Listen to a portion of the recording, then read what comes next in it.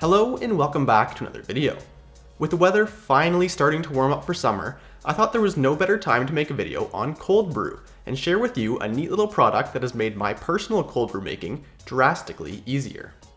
The Asobu Cold Brew Maker is a 2-in-1 device that acts as both a brewing chamber as well as a vacuum insulated storage container. Here's how you use it. Start by getting yourself 50 grams of coarse grinds from a coffee of your choice. You can buy pre-ground, but as with any brewing method, fresh beans and freshly ground coffee is ideal. Add 20 grams of grounds into the brewing cone, then slowly pour cold water over the grounds until they are thoroughly wetted, similar to the blooming phase of making a pour-over coffee. Once those grounds are wet, add in another 20 grams of grinds. Add the cold water until they are wetted, and then repeat this process until you have added and soaked all 50 grams of coffee. Then, simply fill the brewing chamber the rest of the way up with water.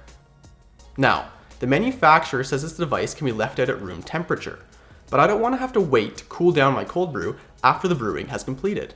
So, I opt to instead put mine straight into the fridge.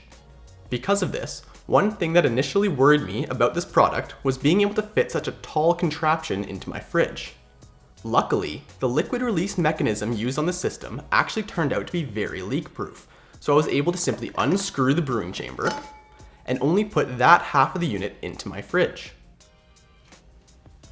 And just like that, after between 12 to 24 hours, you have some nicely steeped cold brew. Now all that's left to do is either store it away in the included vacuum sealed bottle, or do what I normally do and pour it straight into a glass to be enjoyed.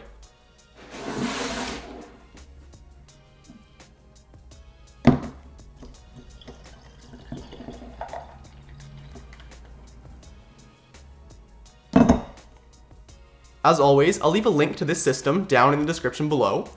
If you made it all the way to the end of this video, please leave a like, and even consider subscribing if you want to see some more videos like this in the future. Thanks for watching, and I'll see you in the next one.